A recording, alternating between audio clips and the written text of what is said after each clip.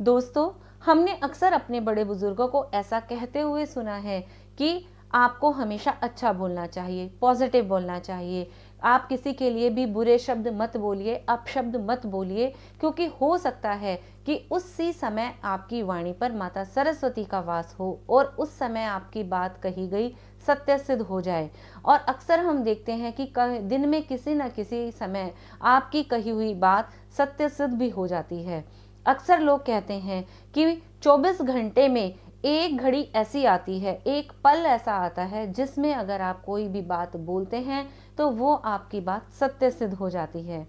तो ऐसा क्या है, इसके पीछे क्या धारणा है, इस समय को कैसे कैलकुलेट किया जाता है, आज मैं अपनी वीडियो के माध्यम से आपको इसी समय को कैलकुलेट करना बताऊंगी कि आप कौन से ऐसे पल को निकाल सकते हैं, किस प्रकार आपको वो पल पता चल जाए कि जिस समय कही गई बात आपकी सत्य सिद्ध हो जाए। और अगर आपको उस पल के बारे में पता चल जाए तो आप अपने जीवन में होने वाली सारी परेशानियों को और अपनी समस्याओं को, अपनी मनोकामनाओं को पूरा कर सकते हैं। आपके जीवन में जो भी परेशानियां हैं, अगर आप उस समय पर आप बोलेंगे तो हो सकता है कि वो परेशानी आपकी दूर हो जाए।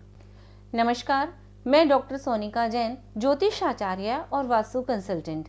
जैसा कि मैंने आपको बताया कि आज मैं अपने वीडियो के माध्यम से आपको ये बताना चाहती हूँ कि 24 घंटे में कौन सा ऐसा पल है जिसमें आप कोई भी बात कहें और वो सत्य सिद्ध हो जाए। अगर आपको भी उस पल के विषय में पता चल जाए तो हो सकता है कि आपकी बहुत सारी मनोकामनाएं पूरी हो जाएं।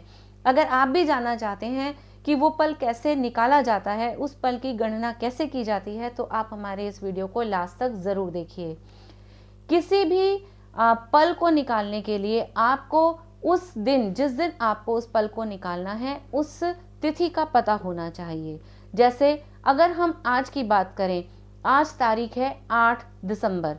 8 दिसंबर, तो हम लोग इसमें तारीख को घंटे मानते हैं और जो भी महीना है उसको हम लोग मिनट मानते हैं।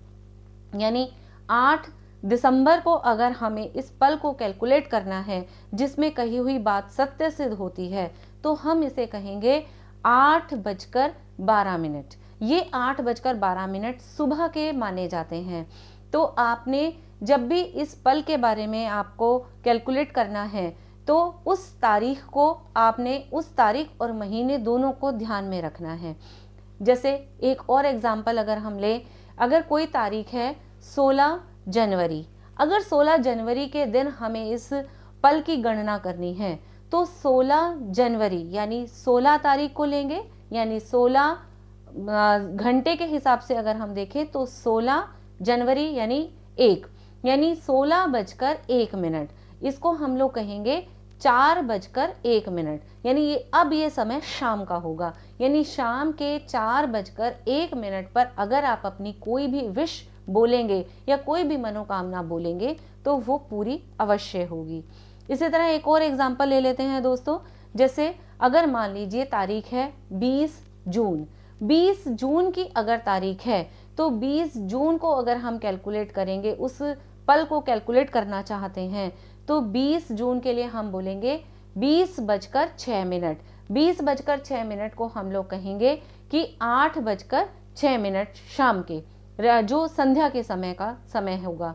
यानी आपके 8:06 पर जो भी बात बोली जाएगी वो बात आपकी सत्य सिद्ध होगी। मैं उम्मीद करती हूँ कि आपको ये फॉर्मूला समझ में आ गया होगा, लेकिन अभी इसमें थोड़ा सा ट्विस्ट है। जैसे अगर मान लीजिए ये 24 तारीख तक तो आपका यही फॉर्मूला काम करता है, लेकिन अगर हम 24 तारीख से आगे की बात करें, अगर हम लोग बात करें 25 तारीख की या फिर 28 तारीख की, तो उसमें इसकी कैलकुलेशन कैसे की जाएगी उसको भी आप थोड़ा सा समझ लीजिए।